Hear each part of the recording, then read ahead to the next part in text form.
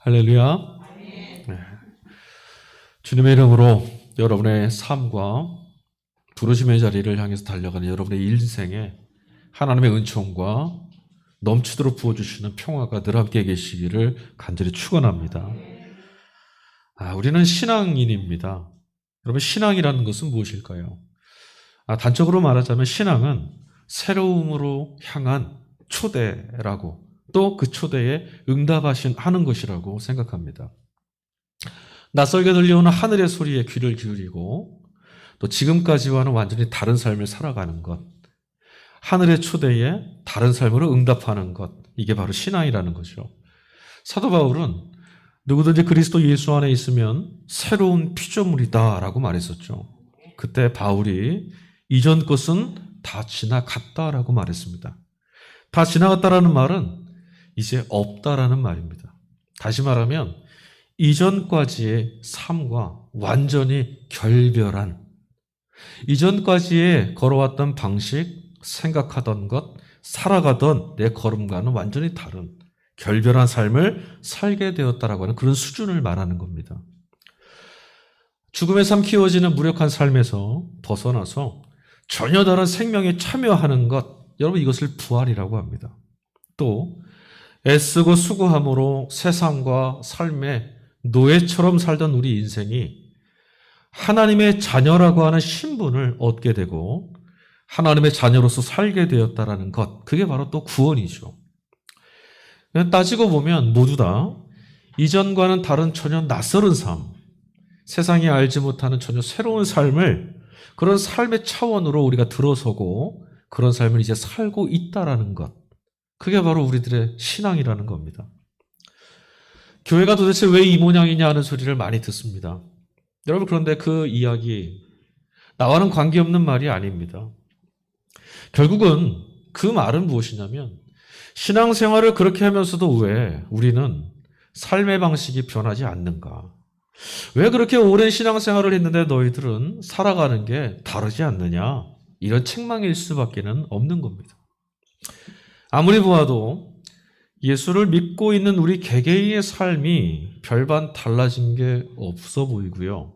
또 그닥 달라 보일 것도 없어 보이니, 그렇게 달라질 것 같지 않아 보이니, 때만 되면 개혁도 하고 운동도 하고 혁신도 하고 그런 일들 많이 하고 있음에도 한번 곤두박질 친 우리의 교회가, 우리 교회의 모습이 새로워질 것, 그런 조짐은 자꾸 요원하게 멀게만 보입니다. 여전히 복음을 대하는 우리들의 태도가 아주 심드렁해 보여요. 여러분, 하나님 말씀, 복음 어떻게 들립니까? 간혹 신앙 만능주의, 성경만 피면 다들, 기도만 하면 다 될 수 있어라고 하는 이 열광주의에 빠지는 경우를 빼고 보면 보통은 기도를 한다거나 하나님을 믿는다라는 것이 우리 삶에 아무런 소용이 없더라, 이런 열패감, 또 신앙 패배주의, 신앙 불감증, 우리 이런 데 사로잡혀 있는 것처럼 보여요. 왜 복음이 삶을 바꾸지 못하고 교회를 바꾸지 못하고 세상을 바꾸지 못할까요? 분명 하나님의 말씀은, 또 신앙은 하나님이 초대하시는 새로운 차원의 삶으로의 변화라고, 응답이라고 했는데 왜 우리는 여전히 어제랑 똑같은 모습일까? 오늘은 삼위일체 주일입니다. 성령 강림 후 첫 번째 주일이고 교회 이력상 삼위일체 주일이에요. 우리가 같이 읽은 요한의 복음서에 보면 예수님이 니고데모라는 사람 하나를 만납니다. 그가 예수님을 찾아왔죠. 니고데모는요, 유대의 이스라엘의 사내들인이라고 하는 곳의 위원이에요. 유대 사회의 아주 유력자입니다. 저명한 사람이에요. 영향력을 끼칠 수 있는 많은 이들이 그에게 귀 기울이고 그를 따르는 사람입니다. 그는 유대인이었고요, 마땅히 또 바리새파 사람이었으며 율법주의자였습니다. 그러니까 오늘 이 복음서의 말씀을 여러분 읽으실 때 예수님과 니고데모의 만남이라는 것은 율법주의와 복음과의 만남이고, 세상에 살아가는 방식과 하나님 나라의 삶의 방식이 만나는 자리입니다. 그래서 오늘 말씀 속에서 우린 복음이 무엇인지, 또 하나님 나라의 삶의 방식으로 살아간다는 것이 무엇인지를 볼 수 있어야 됩니다. 여러분, 하나님은 이스라엘을 자기 백성 삼아주셨습니다. 그렇죠? 이스라엘이 먼저 하나님께 나아가서 우리를 당신의 백성 삼아주십시오 요청하지 않았어요. 하나님이 오셔서 이스라엘에게 찾아오셨고 그들을 자신의 백성을 삼아주셨습니다. 그리고 스스로는 그들의 하나님이 되어주시기로 작정하셨죠. 그래서 무엇을 체결했습니까? 이 관계를 이루고 증명하기 위해서 언약의 관계를 체결하셨어요. 그 언약 관계의 매개가 되었던 게 무엇이냐면 율법이었습니다. 율법을 주심으로 너와 나 사이에, 너희들과 나 사이에 하나님과 하나님 백성이라고 하는 언약, 약속을 세우자. 이게 징표다라는 거예요. 그러니까 하나님은 율법과 말씀을 주시는 분이고 이스라엘은 어떤 존재예요? 말씀을 받고 말씀을 듣고 말씀을 따르는 사람들인 거죠. 하지만 여러분, 우리가 성경을 통해서 보게 된 이스라엘의 모습은 어땠습니까? 정작 그들은 하나님이 아니라 하나님으로부터 받은 말씀에 귀 기울이고 초점을 옮겼습니다. 말씀을 귀히 여기는 게 뭔가 잘못된 것일까? 그런 말을 드리는 게 아닙니다. 그들은 하나님이 아니라 하나님이 주신 계명을 지켜내는 민족이 되었다라고 하는 이 자부심. 하나님이 주신 명령을 따르고 지켜내는 민족이라고 하는 그 자부심 탓에 하나님과의 관계의 매개였던 율법에 마음을 다 빼앗겨 버렸어요. 여러분, 애당초에 하나님이 인간과 관계를 맺으신다라는 것, 여러분 이거 자체가 기적 아니겠습니까? 닿지 않는 하늘이 어떻게 이 천한 땅과 하나가 될 수 있겠어요? 이게 기적인데, 그런데도 불구하고 이 경이로운 초대에 이스라엘 백성들은 이 경이로운 초대를 받았음에도 불구하고 이 사건과 이 사실을 하나님의 부르심과 초대의 마음을 담지 못하고 스스로 해야만 하는 숙제를 잔뜩 끌어안고 이 숙제를 해야만 한다는 부담을 갖고 돌아섰어요. 하나님이 너희들의 하나님이 되어주시겠다고 했으니 기쁨이 넘쳐 흘러야 할 터인데 하나님의 백성다우려면 이 정도는 해야 돼. 그래서 그들이 숙제를 잔뜩 끌어안았다는 거죠. 아무리 열심을 내고 애를 써도 율법을 지키는 일은 어떻게 했습니까? 자꾸 실패했어요. 명령도 지켜내지 못했고 하지 말라고 하셨던 금지도 준수해내지 못했습니다. 율법을 지키는 백성이라고 큰 소리는 쳤는데 삶은 그와는 전혀 관계없는 것처럼 살아가니 말하는 바와 삶이 일치하지 않는 가식으로 떨어지고 만 거죠. 여러분, 하나님의 말씀, 하나님의 법을 우리가 지금 얼마나 잘 지키고 있는지를 알 수 없으니 하나님이 보셨을 때 됐어, 합격이야 할 만한가, 아니면 너 틀렸다 이러실까, 이걸 알 수가 없으니 불안합니다. 그 불안하니까 자꾸만 어떻게 되냐면 조바심과 조급함에 자신들만 몰아세우는 거예요. 혹시 불합격될 수도 있어. 하나님이 용서할 수 없다고 너는 탈락이야 라고 말씀하실지도 몰라. 이런 불안감에 뭐라도 좀 해야겠다. 무언가 괜찮다, 잘하고 있다, 잘 되어가고 있다는 것을 확인할 수 있어야만 안심할 수 있을 것 같았어요. 그래서 뭐를 했냐면 이스라엘 백성들, 이 유대인들은 자꾸만 증거와 표적을 찾았습니다. 내가 괜찮은가요? 지금 괜찮은 상태인가요? 그걸 좀 알 수 있게 해주십시오. 하나님께 지금 합격인가요? 하지만 이런 열심의 중심에 있는 건 뭐냐면 바로 나 자신입니다. 열심을 내면 낼수록 우리가 시선을 고정시키고 바라보고 있는 대상이 뭐냐면 바로 나예요. 나. 내가 괜찮은가요? 나 쓸만한가요? 이만큼 잘해내고 이만큼 훌륭한 나 자신을 발견하고 싶은 거예요. 그러나 여러분, 이런 증거나 표적은 결코 우리를 자유케 해줄 수가 없습니다. 적과 꿀이 흐르는 약속의 땅 가나안, 거기가 목적지였죠. 거기까지 들어가면 하나님이 우리를 돌봐주시고 인도하신 증거잖아요. 그런데 그 적과 꿀이 흐르는 가나안 땅에 딱 들어가고 나서 이스라엘 백성들은 하나님을 배반했습니다. 그것이 증거와 표적이 우리를 구원할 수 없다는 증거예요. 뿐만 아닙니다. 오늘날도 여러분, 병에 걸려서, 아니 죽을 병에 걸려서 모든 게 다 포기되어 있다가 하나님의 은총으로 살아난 일, 그런 일을 경험하고도 하나님을 등지고 떠나는 일은 수도 없이 많습니다. 어쩌면 우리들도 그렇죠. 하나님이 베푸신 은혜가 귀하다라고 하나님께 감사하고 더함이 없습니다 라고 했지만 어느 순간 뒤돌아서서 왜 이것은 없는가?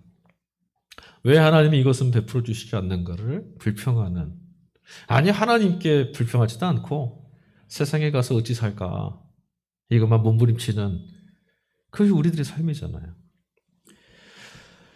눈에 보이지 않으면 안심할 수 없고 만족할 수 없는 그것이 우리들이죠. 하나님께서 여러분 우리들의 마음을 뭐보다 크게 만드셨다고 그랬어요? 세상보다 크게 만들어 놓으셨어요. 하나님의 형상을 닮아 만들었거든요. 그래서 우리들의 마음은 세상보다 커요. 그래서 여러분 눈에 보이는 무엇, 아니 세상이라 할지라도 그것을 우리 안에 다 채워도요, 채워지는 순간 더 채워야 한다라고 하는 불안감, 그 허무, 우리는 여기서 벗어날 수가 없습니다. 여러분, 야 저것만 가지면 좋겠다 했던 우리들의 바람과 꿈이 이루어진 이후에 지금도 그 바람, 그러면 행복할 거라는 그 소망 여러분 지금도 가지고 계세요? 다 채우고 난 순간엔 없는 것과 같아요. 그죠? 그것보다 훨씬 커요. 우리 마음이 비어있는 것이. 실패의 역사를 이렇게 반복해 오면서 열심히 한번 해봐야지, 이 수준만큼만 도달하면 될 거야 했던 그 이스라엘 백성들의 이 실패의 역사 속에서 이스라엘은 결국은 어디까지 도착했냐면, 아, 우리들이 하나님의 법과 명령을 어기고 있었구나, 지키고 있는 자들이 아니구나를 깨달았어요. 선지자들이 어떻습니까? 끊임없이 이스라엘 역사 가운데 나타나서 그들에게 회개하라고 촉구했죠. 회칠한 무덤 같은 자들이라고 비난도 있었고요. 독사의 자식들이라고 하는 비난도 들려옵니다. 그것입니까 다? 그렇게 살지 말라는 거죠. 그렇게 살면 안 된다라고 하는 말씀이 들려오는 거예요. 이것이 무엇이냐면 회개하라는 거죠. 메타노이아, 돌이키라는 겁니다. 그리고 이 여기까지가 뭐냐면 오늘 요한복음의 복음서에 나왔던 예수님이 말씀하신 물세례가 여기에서 적용되는 거예요. 물세례가 뭡니까? 하나님의 말씀을 어기고 사는 그런 삶으로부터 돌이키라는 거죠. 회개하라는 겁니다. 그리 살지 말아라. 말씀대로 살아라. 여기까지예요. 이거 깨닫는 거예요. 이게 회개죠? 회개하는 여기 이 지점까지가 바로 물세례의 영역입니다. 하지만 여러분, 이것만으로는 온전할 수가 없습니다. 여러분 우리 잘 알고 있잖아요. 저 여러분 세례받고 하나님 자녀 됐습니다. 성도입니다. 그런데 여러분 이 성도로서의 세례를 받고도 우리들의 신앙의 삶에는 지금 이스라엘에 도착했던 그 지점, 아, 우리가 하나님의 말씀을 지키지 못하고 있구나. 늘 반복되지 않습니까? 그것은 온전해질 수 없다는 거예요. 이렇게 해라, 저렇게 한번 해보자. 이런 식의 반성의 축구는요, 결국은 어디로 돌아갑니까? 자, 애를 한번 써보자, 힘써보자, 수고해보자, 이리로 돌아가는 거예요. 여기에 중심에 뭐가 있다고 했어요? 나 자신. 이런 사람이 한번 돼보자. 하나님께서 용납하실 수 있을 만한 사람이 한번 돼보자. 여긴 거죠. 이게 율법주의의 함정입니다. 우리로서는 여러분 최선이 뭘까요? 우리의 최선은 하나님의 법을 지켜낼 수 없는 존재라고 하는 실존에 대한 통렬한 고백이에요. 고백. 하나님은 우리와 언약을 맺으시고 우리 하나님이 되어주시려고 이것을 주셨지만 하나님 우리 수준으로는, 우리의 능력으로는 이걸 지켜낼 수가 없습니다. 하나님 우리를 그렇게 귀하고 능력 있게 부어주셨지만 우리는 그 수준에 도달해서 하나님 흡족하게 해드릴 수 있는 존재가 아닙니다. 하나님 저는 그런 존재가 아닙니다. 이 고백이에요. 이 고백이 있은 이후에 그 다음 뭐가 일어나는 줄 아세요? 그러니 하나님 도와주십시오. 하나님의 은총에 손을 내밀고 하나님의 긍휼에 자신의 인생을 기대고 하나님이 나를 구원해 주셔야만 한다라고 하는 하나님의 구원과 자유와 해방의 가치가 눈에 들어오기 시작하는 거예요. 그래서 성경을 딱 열면 인간선언을 뭐부터 시작합니까? 인간은 죄인이다. 여전히 여러분, 우리는 율법의 덫에 자꾸만 걸려듭니다. 내가 이만큼 열심히 하면, 열심히 하는 건 좋은 겁니다, 여러분. 그러나 열심히 하는 것의 중심에, 목적지에 무엇이 있는가를 항상 유념해 보셔야 돼요. 내가 이만큼 되려고 하는 마음, 그 함정에 자꾸 빠져들어요. 그것은 우리들의 본성이에요. 한 사람도 예외 없어요, 여러분. 우리 모두가 그런 율법주의의 본성을 갖고 있어요. 행위로서 하나님 앞에 의로워지고 싶어하는, 믿음으로 하나님의 자녀가 되었다거나 하나님의 은총을 누리며 이제 살게 되었다. 이 복음이요, 여러분 일상에서는 그닥 매력적이지 않습니다. 그게 사실이죠. 죽음 이후에 하나님의 나라를 들어갈 것이냐 지옥에 갈 것이냐, 여기에서는 너무너무 소중하고 가치 있다고 우리 알고 있는데, 주일의 예배 이전까지 살던 우리들의 일상에서는 이 복음은 별로 매력이 없어요. 그러니 한 주간의 삶에서 복음을 붙들고 소중히 여기고 그걸 사용함으로 살려고 안 하는 거죠. 여러분, 급성청식이나 호흡에 좀 곤란이 있으신 분들이 호흡곤란으로 막 고통당할 때, 저는 조금은 알 것 같아요. 제가 코가 한번 터지면 숨을 못 쉬거든요. 그러다가 갑자기 코가 뻥 뚫리면 숨이 코 속으로 확 밀려 들어올 때 얼마나 기분이 좋을까요?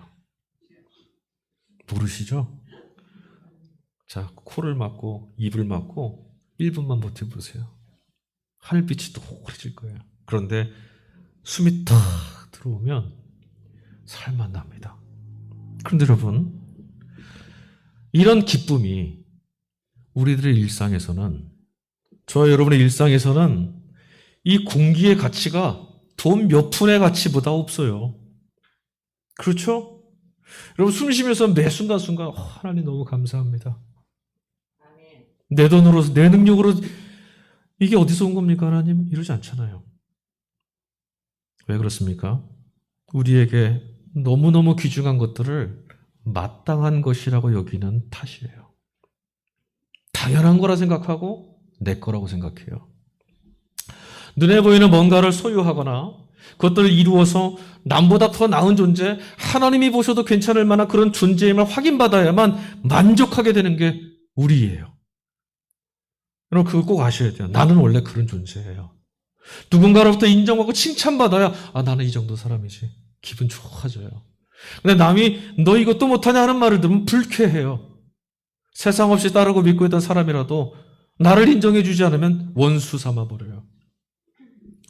그래서 입으로는 자유나 복음을 가치 있는 것처럼 우리가 말을 하지만, 사실은 여러분, 강압이나 규율, 율법주의, 숙제, 무거운 짐, 이런 것들을 짊어질 때 사실 우리는 오히려 더 만족하고 안심합니다.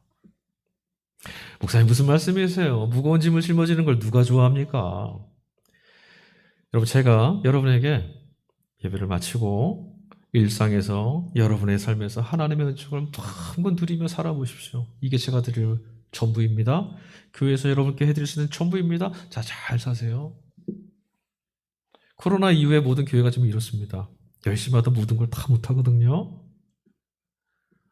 이렇게 하고 여러분 돌려보내면 한 주일은 그렇게 사실 수 있을 거예요. 한 달 정도 되면 아무것도 안 하나? 1년 정도 살면 목사님 게을러 빠졌네. 우리 얘기죠? 이런 말보다는, 자, 성경 몇 장을 꼭 읽으셔야 합니다. 제가 숙제 검사할 겁니다. 전도를 몇 시에 모여서 몇 시까지 정해진 구역을 드릴 터이니 다 하고 오십시오. 자, 누구누구는 이런 봉사를 하시고 누구누구는 저런 봉사를 하십시오. 귀한 일들입니다. 열심을 내서 하십시오. 이런 것들이 오히려 더 편하게 느껴지지 않으십니까? 숙제인데 그게 우리가 더 편해요. 왜 그렇습니까? 이만큼 해냈다라고는 안도감이 우리에게 찾아오거든요. 우리 존재가 그렇다는 거예요. 본성이. 그렇지 못한 이들을 보면서 만족감도 누려집니다. 아, 저 사람 못해 난 해냈어. 이게 뭡니까? 자기의입니다. 내 자신을 확인받고 싶어하는 것, 이게 자기의예요. 잘난 척하는 거, 남을 깔보는 거, 여기까지가 아니라 내가 나로서 인정받고 싶어하고 내가 나로 확인받고 싶어하는 게 자기 의예요. 자기 업적, 자기 만족. 여러분, 그러나 이런 것으로는 결코 하나님 나라에 들어갈 수 없습니다. 이 땅에서 아무리 많은 일을 이룬 사람이라 하더라도, 온 인류의 칭송을 받는 그런 사람이라 할지라도 그것으로 하나님 나라에 들어갈 수 없습니다. 하나님께서는 그런 걸 필요로 하지 않으시거든요. 왜요? 하나님은 모든 것의 주인이세요. 우리가 많은 걸 가져서 그것을 하나님께 올려드려도 하나님께는 다 소용없는 겁니다. 우리의 자랑할 만한 걸 가지고 하나님 앞에 나아가도 하나님 보셨을 때 야, 참 귀한 거다. 그렇지 않습니다. 하나님 다 가지고 계십니다. 하나님의 어떤 것도 우리의 최선, 우리가 가진 가장 고귀한 것보다 고귀합니다. 쓸모없는 거예요. 그러니 여러분, 우리 중에 누가 하나님 나라에 들어갈 수 있겠습니까?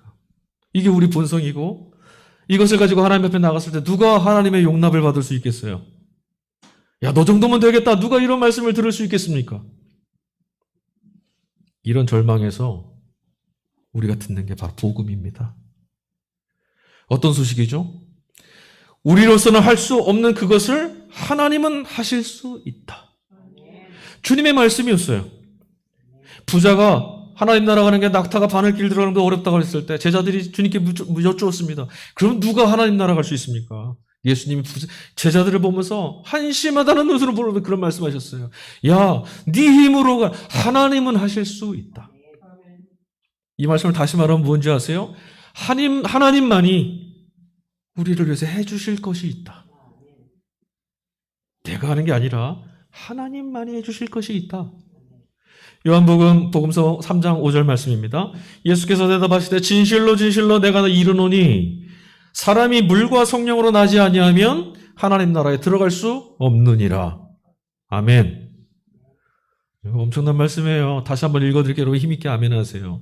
예수께서 대답하시되 진실로 진실로 내가 이르노니 사람이 물과 성령으로 나지 아니하면 하나님 나라에 들어갈 수 없느니라.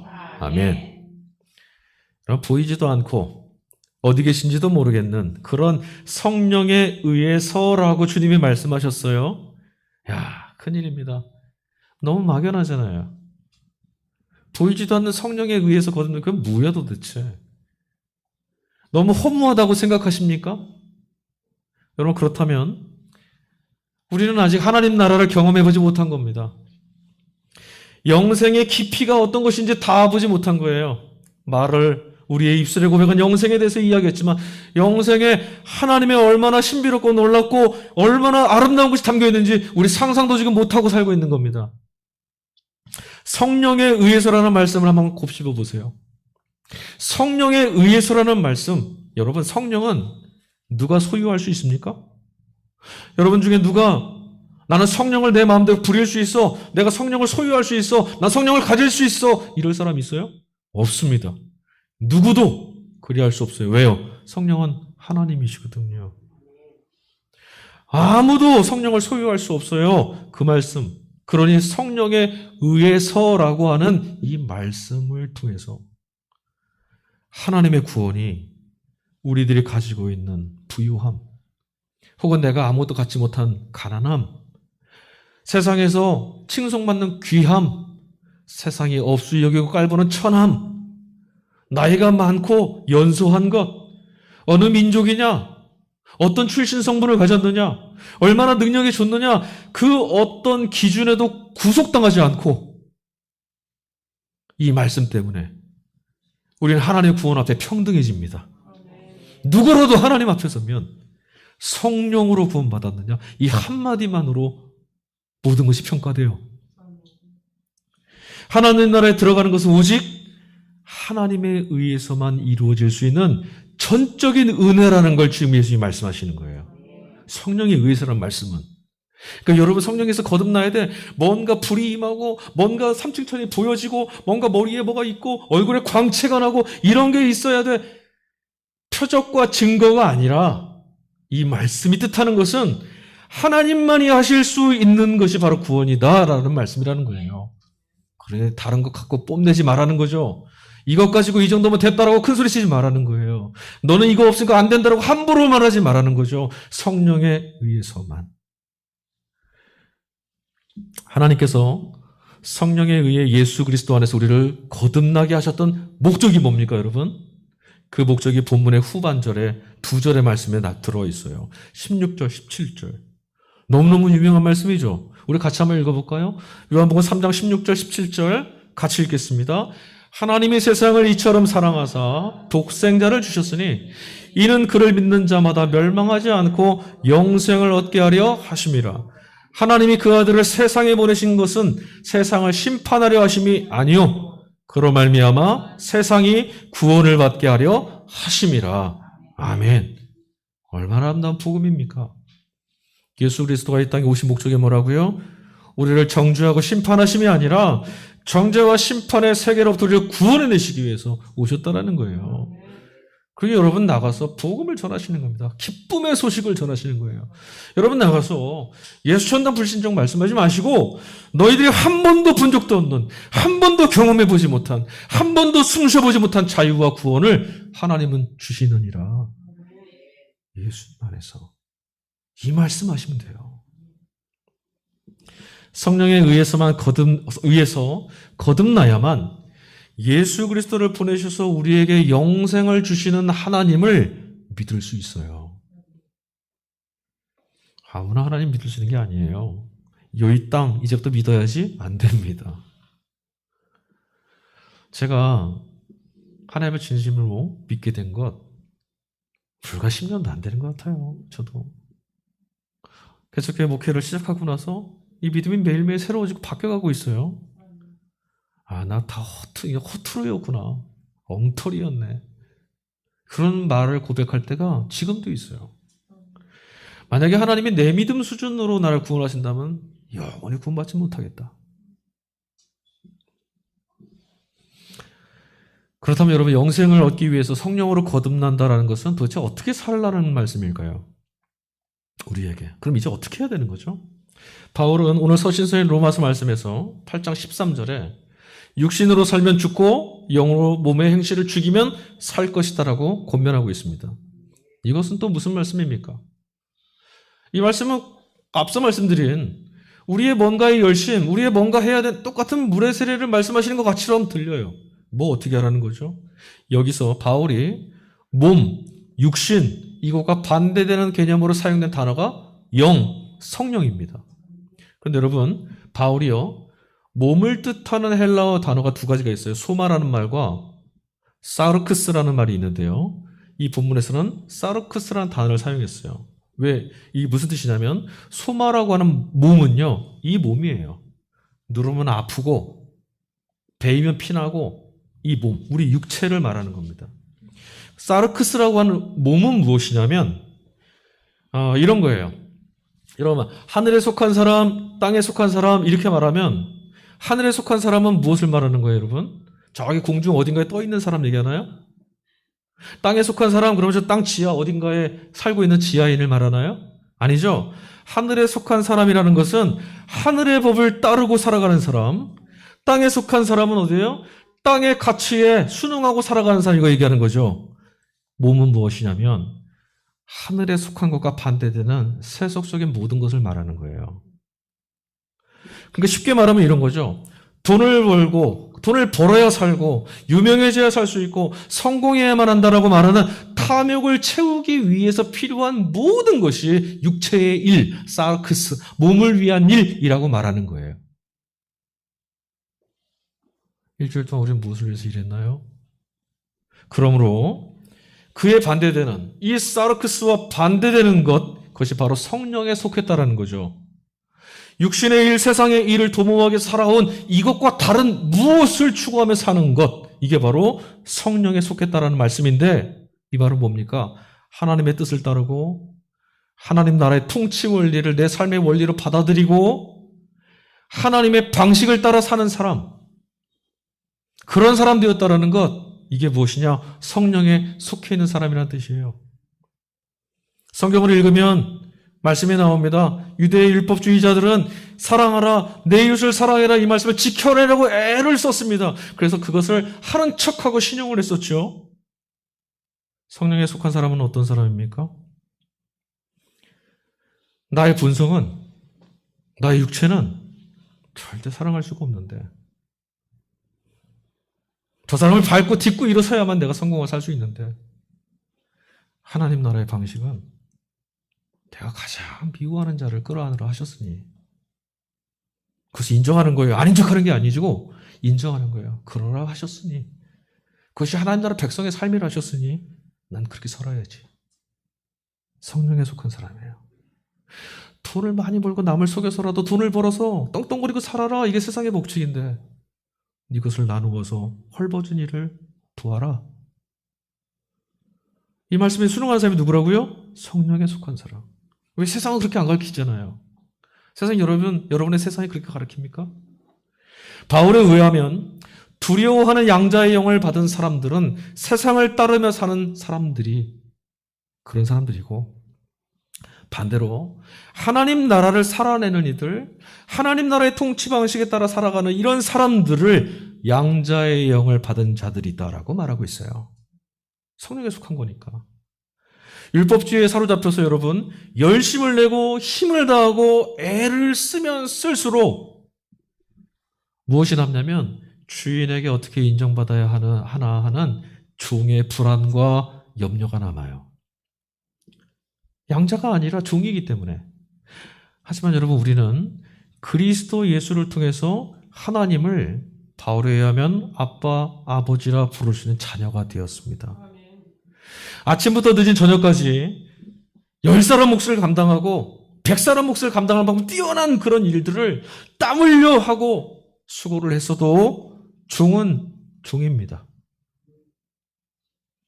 자녀는 그의 능력이나 업적 때문이 아니라 자녀이기 때문에 존중을 받습니다. 그러니 자녀된 우리는 하나님 앞에 어떻게 살았는지 또 내일을, 다음을 어떻게 살아야 하는지 걱정하지 않아도 됩니다. 여러분 자녀인 것 자체가 복이고요. 자녀가 되었다는 것이 자유이고 하나님의 자녀라는 것이 우리의 기쁨이어야 합니다. 그게 복음 얘기예요. 자녀된 우리에게 주어지는 또 다른 특권이 있답니다. 바울이 말합니다. 하나님의 상속자가 될 것이다. 할렐루야. 하나님의 상속자가 된답니다. 여러분 내가 이건희의 아들이었으면, 내가 누구누구의 딸이었으면, 아니요. 바울이 말합니다.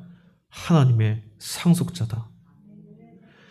여러분 우리는 의례 상속이라고 하면 상속물에만 관심을 갖죠? 그렇죠? 뭘 물려주시려나? 네? 너 이 다음에 어미가 눈 감으면 그때 저걸 열어보아라. 야, 저 안에 뭐가 들었을까? 율법주의의 분들은 본성 탓이에요. 어쩔 수 없어요, 여러분. 우리의 본성이에요. 우리가 주목해야 될 것은 하나님께로부터 상속받았다는 거예요. 와우, 이건 놀라운 거예요. 하나님께로부터 누가 받아요? 만유의 주제로부터 상속자로 인정받았어요. 그때 주어지는 것이 있답니다. 로마서 8장 17절입니다. 자녀라면 또한 상속자 곧 하나님의 상속자요 그리스도와 함께한 상속자니 우리가 그와 함께 영광을 받기 위하여 고난도 함께 받아야 할 것이니라. 아멘. 야, 우리 교회는 아멘이 나오네 여기서. 한눈에 들어오는 것은 영광이었지만 우리의 본성이 번개같이 찾아내는 단어는 영광이었지만 한편으로 고난도 함께라고 하는 이 말이 불편하죠. 여전히 우리는 하나님이 우리에게 주시는 상속으로 주시는 영광이나 고난을 오해하고 있습니다. 하나님이 주시는 영광과 고난은 이어져 있는 겁니다. 다른 것이 아닙니다. 고난이 우리가 받는 상속물이라는 것에 여러분 마음에 불편하시다면 다른 거 다 주는데 왜 그걸 왜 주시나? 이제 그만 좀.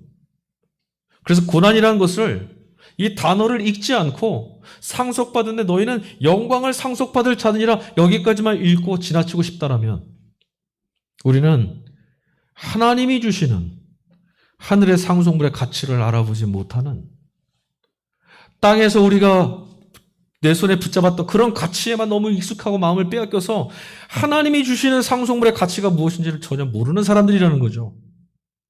고난을 하나님이 주시는 상속물이라면 도대체 그것이 무엇일까? 질문해야죠. 하나님이 주시는 건데. 고난의 의미를 하나님의 상속물로 바꿔주시는 분이 바로 예수님이에요. 예수님이 없으면 고난은 고난이에요. 끔찍한 겁니다. 누구도 원하지 않는 거예요. 그건 상속물이 될 수 없어요. 그러나 예수 그리스도 때문에 하나님이 주시는 고난도 상속물일 수 있는 거죠. 주님의 십자가 때문에 여러분, 우리는 고난 안에서도 하나님을 만날 수 있어요. 하나님의 구원이 그 안에 담겨 있다는 거예요. 무슨 말입니까? 예수님 부활하신 주님이시지만, 영광의 주님이시지만 우리 기독교 신앙은 여전히 이 십자가를 붙들고 있습니다. 믿음으로. 왜요? 십자가는 고난이고 고통입니다. 그렇죠? 그런데 왜 십자가이고, 왜 십자가에 달린 예수가 우리의 주님입니까? 여러분, 이 질문을 계속하셔야 됩니다. 도대체 저 고난의 주가 왜 나의 구원자가 될 수 있어? 나는 고난을 뱉어버리고 싶은데?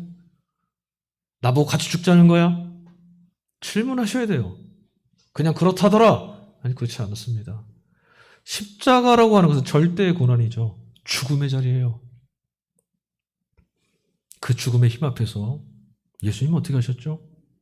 저 십자가에서 저 위에 달리셨던 예수님은 죽음의 자기를 삼키려 다가오는 그 절체절명의 순간에 오직 하나님과 이어져 계셨어요.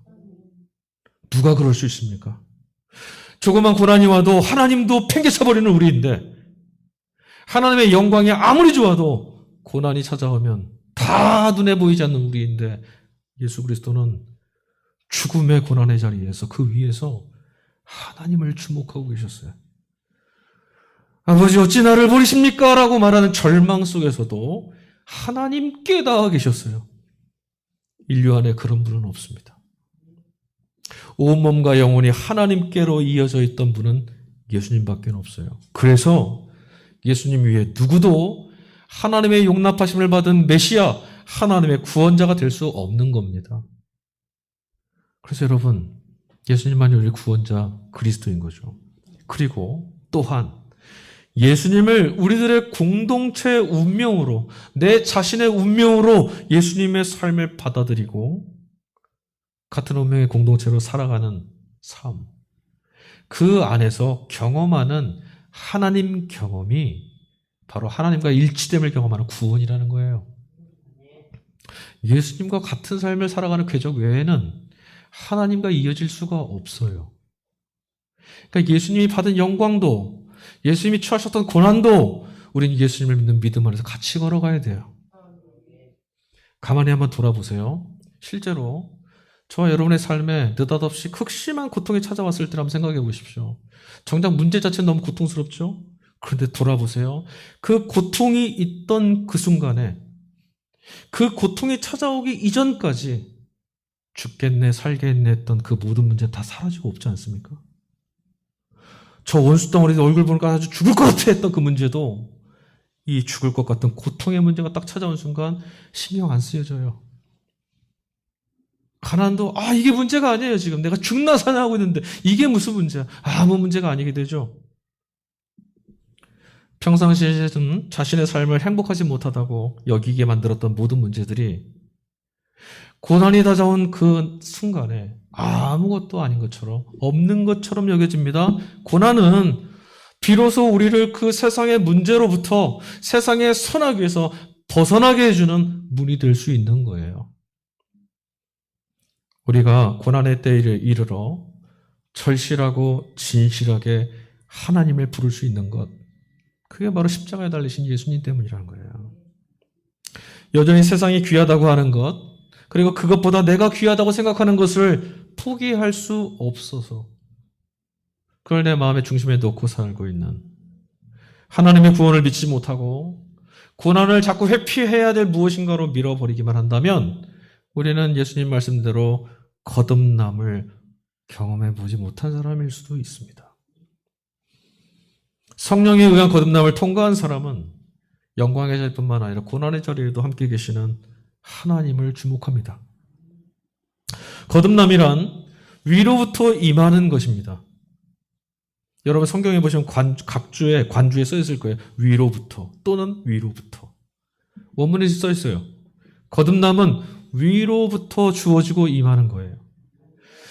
힘을 쓰고 애를 쓰고 개혁을 하고 규칙을 세우고 업적을 쌓는 방식이 아니라 하나님이 베풀어 주시는 은총이 우리를 살려내고 거듭나게 한다는 겁니다.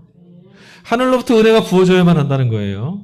하지만 여러분 우리로서는 그게 또 언젠지, 언제 그렇게 임할지, 어디로부터 오는지, 어떻게 해서 내 삶에 그 은혜가 거듭남이 임할지 알 수가 없죠. 알 수가 없습니다. 저도 모릅니다. 여러분 개인의 심령 속에 나만 알고 있는 거듭남의 사건이 언제 오는지 모릅니다. 전적으로 하나님께 달려있기 때문이죠. 그래서 예수님 바람 이야기를 하신 거예요. 어디로부터 왔다가 어디로 가는지 알 수가 없다. 분명한 건 바람이 임의로 불지만 바람이 임하면 가지는 흔들립니다. 성령께서 우리의 삶에 찾아오셔서 거듭나게 하시면 그것이 정말 우리 안에 찾아온 사건이라면 저와 여러분의 삶은 방향이 바꿔질 겁니다. 바꿔집니다. 애를 쓰고 노력하고 결단해서 되는 게 아닙니다. 성령이 우리 안에 찾아와서 눈을 바꿔놓으시면 불이 불 수 있습니다. 길을 돌려놓으시면 우리의 삶의 길이 바뀝니다. 오늘 삼위일체주의라고 말씀드렸어요. 삼위일체 어렵죠? 제가 여기서 신학 이야기를 해도 1시간 할 수 있지만 여러분 귀가 아주 그냥 아플 거예요. 귀나실 거예요. 삼위일체는 학문을 목적으로 세워진 게 아닙니다. 그리고 우리 수준에서 어떻게 하나님을 정의할 수 있습니까? 하나님은 이렇다라 정의할 수 있다면 우리가 하나님이죠. 우리가 알 수 없는 분이에요. 그런 노력은 우리 신앙에, 우리 믿음에 하등 도움이 되지 않습니다. 그런데 왜 교회는 삼위일체를, 왜 말씀은 우리에게 삼위일체 한 분 하나님을 말씀하고 있을까요? 우리의 삶 가운데 어느 곳에서라도 만나고 경험하는 하나님 경험을 말하고 있는 거예요. 돌로 떡을 만들고 성전 꼭대기에 올라가서 뛰어내려라. 만민이 너를 영광을 찬양할 거다. 세상을 얻기 위해서 내 앞에 무릎 꿇고 절 한번 해봐라. 이렇게 말하고 있는 세상. 마귀가 예수님을 시험한 이게 오늘 우리들의 삶을 강요로 몰아넣는 세상의 법칙 아닙니까? 네 수준으로 열심히 일해서 저걸 갖고 떡을 만들어서 먹고 살아봐라. 성공해라. 사람들도 칭송받는 자가 되라. 네 인생을 멋들어지게 한번 만들어봐라. 똑같은 유혹이죠. 그런데 그런 세상을 따르지 않고 마귀의 유혹에 넘어가지 않고 예수님처럼 그것을 뒤로 한 채 살게 되면 언제인지는 알 수 없지만 머리 둘 곳이 없어서 망할 것처럼 보였던 그 걸음 끝에 여우도 굴이 있다고 하는데 머리들 또 없다고 했던 그 예수님처럼 그 길을 따르다 보면 그 걸음 끝에 반드시 하나님을 만나게 됩니다. 그리고 반드시 하나님의 구원을 경험하게 됩니다. 우리 입술과 영혼이 하나님을 향한 찬양이 터져나올 수밖에 없습니다. 하나님의 구원은 예수를 믿고 나아가는 일이라면 누구라도 비껴가지 않습니다. 하나님의 구원은 예수 믿음으로 그 믿음의 자리에 서 있는 이들에게는 반드시 찾아오는 일입니다. 성령이 그 일을 도우시기 때문이죠. 구원은 오직 하나님에 의해서 부어지는 것이라고 말씀드렸어요. 은총 사건이라고 말씀드렸습니다. 오직 여러분 길이 되어주시는 예수 그리스도, 그 길 위에 선 우리를 하나님께로 인도하시는 성령, 반드시 우리를 만나주시는 성부 하나님까지 어느 한 만남이라도 결핍되면 우리 영생의 구원 얻을 수 없습니다.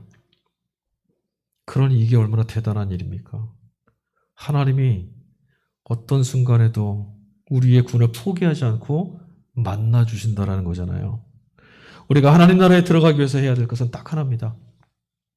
예수 그리스도를 잘 알고 예수 그리스도를 잘 믿고 예수 그리스도께서 걸어가신 길이라면 여기가 구원의 길이라 믿고 같이 따라가는 겁니다. 우리는 그것만 할 수 있습니다. 보여주신 것만 볼 수 있고 가주신 것만 따라갈 수 있습니다. 언제인지는 모르지만 겨우내 얼어붙은 땅에 봄바람이 불면 시나무로 땅에 눕는 것처럼, 봄바람이 일면 생명의 싹이 우에 돋는 것처럼 영생의 기쁨으로 인도하시는 생명의 훈풍, 성령의 역사가 저와 여러분의 삶과 영혼과 인생을 채워주실 줄 믿습니다. 아멘. 우리 같이 이 시간에 찬양 같이 부르시죠. 성도가 하나님을 경험하면, 구원을 경험하면, 은혜를 경험하면 할수록 성도의 입속에 넘쳐나는 고백이 있습니다. 하나님을 향한 찬양이죠. 은혜의 이야기를 하고, 하나님 신실하시다고 말하고, 하나님은 어디 계시냐고 했었는데 하나님을 만나고 나면 하나님 참 신실하시다, 언제나 같이 계셨다, 이런 고백하죠. 우리에게 이 소망의 날들이 함께하기를 기대하면서 우리 이 찬양 부릅시다. 오 신실하신 주, 내 하나님 내 아버지여, 같이 부릅시다.